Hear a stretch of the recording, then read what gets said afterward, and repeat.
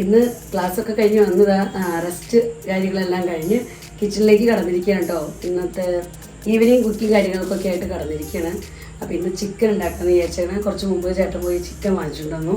അപ്പോൾ ഞാൻ ചിക്കൻ അതാ ഉപ്പൊക്കെ തിരുമ്മി, ഉപ്പും മഞ്ഞൾപ്പൊടി മുളക് പൊടിയൊക്കെ തിരുമ്മി ഇതാ അവിടെ റെഡിയാക്കി വെച്ചിട്ടുണ്ട്. അപ്പോൾ നമുക്കൊരു ചിക്കൻ നാടൻ സ്റ്റൈലിലുള്ളൊരു ചിക്കൻ കറി ഉണ്ടാക്കണം. ഗ്രേവി ആയിട്ടൊന്നുമല്ല കേട്ടോ, തേങ്ങാപ്പാൽ പിഴിഞ്ഞൊന്നുമല്ല, സിമ്പിളായിട്ടുള്ള നാടൻ സ്റ്റൈലിലുള്ള ചിക്കൻ കറി ഉണ്ടാക്കണം. പിന്നെ അതിനോടൊപ്പം തന്നെ പൊറോട്ട ഉണ്ടാക്കണം. അപ്പോൾ പൊറോട്ടയ്ക്കായിട്ട് ഇതാ പാക്കറ്റ് ഇവിടെ റെഡി ആയിട്ടിരിക്കുന്നുണ്ട്, മലബാർ പൊറോട്ട. അപ്പോൾ ഇത് നമുക്ക് എടുത്ത് ഉണ്ടാക്കാമെന്ന് വിചാരിച്ചിട്ടുണ്ട്. അപ്പോൾ ചിക്കനും പൊറോട്ടയും കൂടി ആകുമ്പോൾ അടിപൊളി. പിന്നെ ഉച്ചക്കാലത്ത് കുറച്ച് ചോറ് ബാക്കിയിരിപ്പുണ്ട്. പിന്നെ ഞങ്ങൾക്ക് ഇന്ന് രാവിലെ ഇഡ്ഡലി ആയിരുന്നു കേട്ടോ. അപ്പോൾ ഇഡ്ഡലി ഇതാ അവിടെ കുറച്ച് ബാക്കിയിരിപ്പുണ്ട്. ഇഡ്ഡലിയൊക്കെ ഇങ്ങനെ പാത്രത്തിൽ ബാക്കിയിരിപ്പുണ്ട്, കണ്ടോ. അപ്പോൾ ചോറും ഇഡ്ഡലിയും പൊറോട്ടയൊക്കെ കൂടെ ചിക്കൻ കറിയുടെ കൂടെ എല്ലാം അടിപൊളി കോമ്പിനേഷനാണ്. അപ്പോൾ ഇത് ഞാനിപ്പോൾ ഫ്രീസറിലേക്ക് വെക്കണേ. നമ്മൾ ഉണ്ടാക്കുന്ന സമയത്താണ് ഫ്രീസറിൽ നിന്ന് എടുക്കുന്നുള്ളൂ. അപ്പോൾ ആദ്യം ചിക്കൻ കറി ഉണ്ടാക്കിയിട്ട് ചിക്കൻ നമുക്ക് അടച്ച് കുക്ക് ചെയ്യാൻ വെച്ചതിന് ശേഷം ഇതെടുത്ത് വേഗത്തിൽ റെഡിയാക്കി കഴിഞ്ഞാൽ അടിപൊളി ഡിന്നറായി ഞങ്ങളുടെ. അപ്പോൾ നമുക്ക് തുടങ്ങാം. അപ്പോൾ എല്ലാവർക്കും ലിജീസ് വ്ളോഗ്സിലേക്ക് സ്വാഗതം. അപ്പോൾ നമ്മുടെ പാനൊക്കെ കൂടെ റെഡിയാണ് കേട്ടോ ചിക്കൻ വയ്ക്കാനായിട്ട്. നമുക്ക് വേഗത്തിൽ കുക്ക് ചെയ്യാം. പാനിൻ്റെ അവിടെ നല്ല ചൂടായിട്ടുണ്ട്. അപ്പോൾ നമുക്ക് ഇനി ഓയിൽ ഒഴിച്ചു കൊടുക്കാം. ഞാനിന്ന് വെളിച്ചെണ്ണയിലായിട്ട് ഉണ്ടാക്കുന്നത്. അപ്പോൾ അതാണ് ചിക്കൻ കറി ഉണ്ടാക്കാനായിട്ട് ഞാനിവിടെ കുറച്ച് വെളുത്തുള്ളി ചതച്ചെടുത്തിട്ടുണ്ട്. പിന്നെ ഒരു 3-4 പച്ചമുളക് കീറി എടുത്തിട്ടുണ്ട്. പിന്നെ കുറച്ച് ഇഞ്ചി ചതച്ചെടുത്തിട്ടുണ്ട്. പിന്നെ ഇത്തിരി വറ്റൽ മുളകും കറിവേപ്പിലയും റെഡിയാക്കിയിട്ടുണ്ട്. പിന്നെ ഇതിൻ്റെ ഒപ്പം തന്നെ സവോള ഒരു 3-4 സവോള എടുത്ത് കട്ട് ചെയ്ത് സവോള ഇവിടെ കനം കുറച്ച് കട്ട് ചെയ്ത് വെച്ചിട്ടുണ്ട്. പിന്നെ തക്കാളി ചെറിയ 3 തക്കാളി എടുത്തിട്ടുണ്ട്. തക്കാളി ഇതാ കട്ടിങ് എല്ലാം ഞാൻ തീർത്ത് വെച്ചു. എന്നിട്ട് നമുക്ക് വീഡിയോ ആരംഭിക്കാമെന്ന് വിചാരിച്ചു. കാരണം അല്ലെങ്കിൽ പിന്നെ ഒത്തിരി ലെങ്തി ആവും നമ്മുടെ വീഡിയോ. അപ്പോൾ അതുകൊണ്ട് ഞാൻ വേഗം കാര്യങ്ങളെല്ലാം നേരത്തെ തന്നെ വേഗം ചെയ്തു വെച്ചു. ടൈം കിട്ടിയപ്പോൾ ഇപ്പോൾ ഞങ്ങൾക്കിവിടെ ചൂട് ശരിക്കും പറഞ്ഞാൽ മുമ്പത്തേക്കാളൊക്കെ കുറേ കുറഞ്ഞു. എന്നാലും ചൂടാണ്. ഇപ്പോഴത്തെ ഞാൻ ഇങ്ങനെ വേർക്കണം. ഇപ്പോൾ നമുക്ക് ഫാൻ പിടിപ്പിച്ചേക്കുന്നത് ഇപ്പോൾ ഓണാക്കാൻ പറ്റില്ല. ഇപ്പോൾ ഓണാക്കി കഴിഞ്ഞാൽ ഫ്ലെയിമൊക്കെ പെട്ടെന്ന് തന്നെ കെട്ടുപോകും. അപ്പോൾ അതുകൊണ്ട് കുക്കിങ്ങിൻ്റെ സമയത്ത് മാക്സിമം ഫാൻ ഇടാറില്ല. അപ്പോൾ നമ്മുടെ ഓയിലൊക്കെ നല്ലപോലെ ചൂടായിട്ടുണ്ട്. ഞാനപ്പോൾ ആദ്യം മുളക് ഇട്ട് കൊടുക്കുന്നത്. ഈ മുളകിനപ്പോൾ ഇഞ്ചിയും വെളുത്തുള്ളിയും ചതച്ചത് അത് ഇട്ട് കൊടുക്കണം.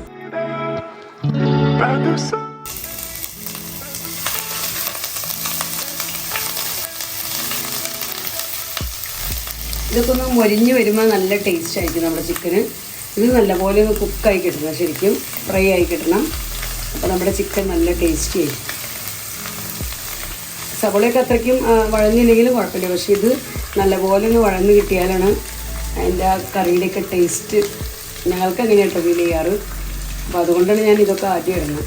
അപ്പോൾ ഇതെല്ലാം എന്താ ഇവിടെ ഒരുവിധം ഫ്രൈ ആയിട്ടുണ്ട്. അപ്പോൾ ഞാൻ ഇതിനകത്തേക്ക് ഇനി സവോള കട്ട് ചെയ്ത് വെച്ചും കൂടെ ഇട്ട് കൊടുക്കണം. ഇത് നമുക്കൊന്ന് വഴന്ന് കിട്ടാൻ ഇത്തിരി സമയമെടുക്കും. ഞാനിപ്പോൾ വേഗത്തിൽ ഇതൊന്ന് വഴന്ന് കിട്ടാനായിട്ട് ഇത്തിരി ഉപ്പും കൂടെ ചേർത്ത് കൊടുക്കുന്നുണ്ട്. പിന്നെ നമ്മുടെ ഫ്രണ്ട്സിന് എല്ലാവർക്കും സുഖമല്ലേ? നിങ്ങളുടെ വിശേഷങ്ങളൊക്കെ കമൻസിലൂടെ അറിയിച്ചോളൂ. നാട്ടിലെങ്ങനെയുണ്ട് ഇപ്പോൾ കാലാവസ്ഥ? ചൂടാണോ മഴയാണോ? പലർക്കും പല സൈഡുകളിലും പല കാലാവസ്ഥയാണല്ലോ. ചിലർക്ക് മഴയുണ്ട്, ചിലർക്ക് മഴയില്ല. അപ്പോൾ നിങ്ങളുടെ വിശേഷങ്ങളൊക്കെ, നിങ്ങളുടെ സ്ഥലങ്ങളിലെ വിശേഷങ്ങളൊക്കെ കമൻസിലൂടെയൊക്കെ അറിയിച്ചോളൂ കേട്ടോ. അങ്ങനെയൊക്കെയാണ് നമുക്ക് നമ്മുടെ കൂടെയൊക്കെ നമ്മുടെ വിശേഷങ്ങൾ ഷെയർ ചെയ്യാൻ പറ്റുള്ളൂ. ഓണം വരാറായി, ഓണത്തിൻ്റെ തിക്കും തിരക്കൊക്കെ ആയി എല്ലാവരുടെയും. ഞങ്ങൾക്കിവിടെ സ്കൂളിലൊക്കെ ഓണത്തിൻ്റെ വലിയ പ്രോഗ്രാമൊക്കെ ഉണ്ട് കേട്ടോ. ഞങ്ങളുടെ പ്രിൻസിപ്പൽ അച്ഛൻ ഓണത്തിന് കോമ്പറ്റീഷൻസ് കാര്യങ്ങളൊക്കെ വെച്ചിട്ടുണ്ട്. ടീച്ചേഴ്സിൽ തിരുവാതിരക്കളി, ഓണപ്പാട്ട്, പിന്നെ നമ്മുടെ വടംവലി, ഇതൊക്കെ കോമ്പറ്റീഷൻസ് വെച്ചിട്ടുണ്ട്. എന്തൊക്കെയാവോ ഒന്നും അറിയില്ല. പ്രാക്ടീസൊന്നും ആരംഭിച്ചിട്ടില്ല, പാട്ട് സെലക്ട് ചെയ്തിട്ടില്ല. അപ്പോൾ അങ്ങനെ കഴിഞ്ഞ വർഷം ഞാനും തിരുവാതിരക്കളിയൊക്കെ കളിച്ചായിരുന്നു. പക്ഷെ അത് കോമ്പറ്റീഷൻ അല്ലായിരുന്നു, ജസ്റ്റ് ഓണത്തിന് നമ്മൾ ജസ്റ്റ് ഒരു പ്രോഗ്രാം അത്രേ ഉണ്ടായിരുന്നുള്ളൂ. ഇക്കൊല്ലം അങ്ങനെയല്ല. ഇക്കൊല്ലം ഞങ്ങളുടെ സ്കൂളിലെ ടീച്ചേഴ്സിനെ 2-3 ഗ്രൂപ്പാക്കി തിരിച്ചിട്ടുണ്ട്. 3 ഗ്രൂപ്പിൽ നിന്നും തിരുവാതിരക്കളി വേണം, അതുപോലെ ഓണപ്പാട്ട് വേണം, വടംവലി വേണം എന്നൊക്കെ പറഞ്ഞിട്ടുണ്ട്. അറിയില്ല, നമ്മുടെ മലയാളം ടീച്ചേഴ്സ് മാത്രമല്ല, ഇവിടുത്തെ UP എന്നുള്ള ഞങ്ങളുടെ ഇവിടുത്തെ ലോക്കൽ ടീച്ചേഴ്സിനെയും ഉൾപ്പെടുത്തിയിട്ടാണ്. അപ്പോൾ അതിലും ഇൻട്രസ്റ്റ് ഉള്ളവർക്ക് അവർക്കും വന്ന് തിരുവാതിരക്കളിയൊക്കെ കളിക്കാം. അപ്പോൾ അവരെയും കൂടെ കൂട്ടി ഞങ്ങളെല്ലാവരും കൂടെ ഒരുമിച്ചാണ്. അപ്പോൾ എന്തായാലും നമുക്ക് ഓണത്തിൻ്റെ ടൈം ആവട്ടെ. അപ്പോൾ പറ്റുന്ന പോലെയൊക്കെ വീഡിയോ എടുക്കാം കേട്ടോ. അപ്പോൾ നമ്മുടെ സബോളയൊക്കെ നല്ലപോലെ വഴന്നിട്ടുണ്ട്. അപ്പോൾ ഞാൻ ഇതിലേക്ക് പച്ചമുളകും കറിവേപ്പിലൊക്കെ ഇട്ട് കൊടുക്കുന്നു കേട്ടോ. ഇനി നമുക്ക് ഇതിനകത്തേക്ക് വേണ്ട മസാലകളൊക്കെ ഇട്ട് കൊടുക്കാം. നല്ലപോലെ വഴന്നിട്ടുണ്ട്. ഇപ്പോൾ മസാലകളൊക്കെ ഇടാനായിട്ട് ഞാൻ ആദ്യം ഇടുന്നത് ഇത്തിരി മഞ്ഞൾപ്പൊടി ഞാൻ ഓൾറെഡി ചേർത്ത് മിക്സ് ചെയ്ത് വെച്ചിരിക്കുന്നതാണ്. നമ്മളിവിടെ ഓൾറെഡി ചിക്കനിൽ മഞ്ഞൾപ്പൊടി മുളക് പൊടിയൊക്കെ തിരിഞ്ഞ് വെച്ചിട്ടുണ്ട്. അവിടെ ഇത്തിരി മഞ്ഞൾപ്പൊടി ഇട്ടിട്ടുള്ളൂ. പിന്നെ നമുക്ക് അടുത്തത് മല്ലിപ്പൊടി ഇടാം. ഇതൊന്ന് മിക്സാക്കി കൊടുക്കാം. ഇനി നമുക്ക് അല്പം ചിക്കൻ മസാല ഇട്ട് കൊടുക്കാം. ഇനി ഞാൻ ഇവിടെ ഇത്തിരി കാശ്മീരി മുളക് പൊടി ഇടുന്നുണ്ട്. എരിവിനുള്ള മുളക് പൊടിയും കൂടെ ചേർത്ത് കൊടുക്കുന്നുണ്ട്. ഇതിനുള്ള മുളക് പൊടി ഞാൻ കുറച്ച് ചേർത്തിട്ടുള്ളൂ. ഇനി നമ്മുടെ ഫൈനൽ ഐറ്റം നമ്മൾ വീട്ടിൽ പൊടിച്ച് വെച്ചിരിക്കുന്ന ഗരം മസാല, അപ്പോൾ അതും ചേർത്ത് കൊടുക്കുന്നുണ്ട്. നമുക്കൊന്ന് നല്ലപോലെ മസാലയൊക്കെ ഒന്ന് ചൂടാക്കി എടുക്കാം. മസാലയൊക്കെ നല്ലപോലെ ചൂടായിട്ടുണ്ട്. അപ്പോൾ ഞാൻ ഇതിലേക്ക് തക്കാളി ഇട്ട് കൊടുക്കണം. തക്കാളി നമുക്ക് വേഗത്തിൽ കുക്കായി കിട്ടാനായിട്ടൊരു ശകലം കൂടെ ഉപ്പ് ഞാൻ ചേർത്ത് കൊടുക്കുന്നുണ്ട്.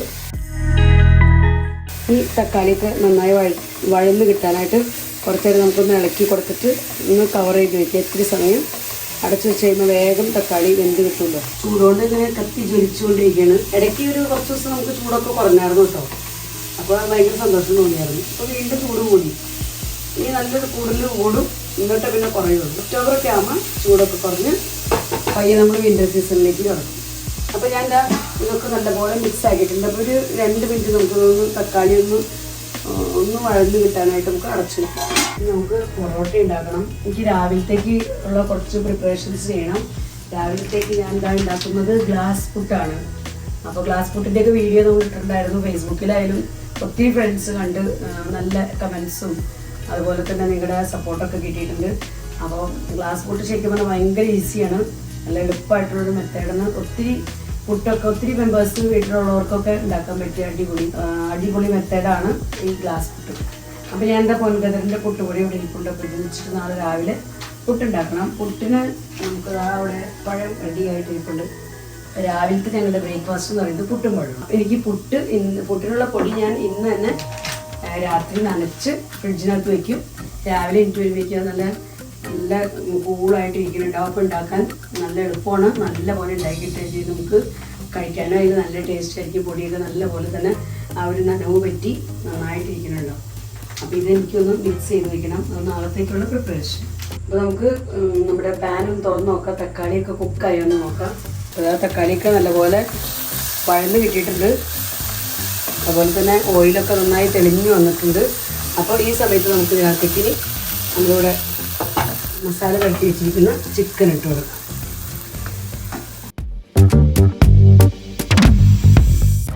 നമുക്ക് നല്ലപോലെ ഒന്ന് മിക്സ് ആക്കി കൊടുക്കാം.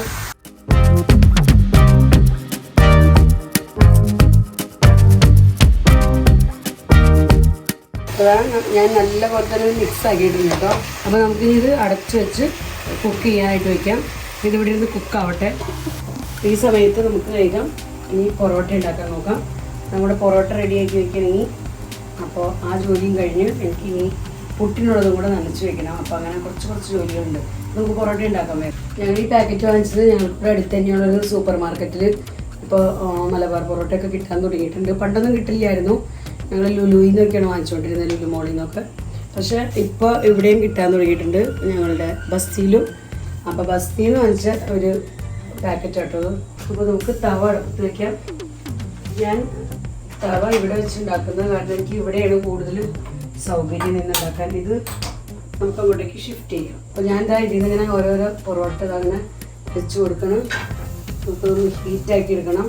ഇതിൻ്റെ കൂടെ അങ്ങനെ ഒരു ഒട്ടി പിടിക്കാതിരിക്കാൻ പേപ്പറൊക്കെ വെച്ചേക്കണുണ്ട്. ഒരു 2 മിനിറ്റ്സ് തവേമ ഇരുന്ന് കുക്കാവണം. അങ്ങനെയാണ് നമ്മുടെ പാക്കറ്റ് എഴുതിയേക്കണം. 2 മിനിറ്റ്സ് ഇരിക്കട്ടെ, എന്നിട്ട് നമുക്ക് മറിച്ചിടാം. അപ്പോൾ 2 മിനിറ്റ്സ് ഒക്കെ കഴിഞ്ഞിട്ടുണ്ട്. ഞാൻ മറിച്ചിടണം കേട്ടോ. അത് മറിച്ചിട്ട് ഈ സൈഡും കൂടെ ഒന്ന് കുക്കാവട്ടെ. ഇതുമേ എഴുതിയേക്കുന്നത് വെച്ച് നമുക്ക് ബട്ടർ തേച്ച് കൊടുക്കാനാണ് കൂടുതൽ ടേസ്റ്റി ആയിട്ട് കിട്ടാനായിട്ട്.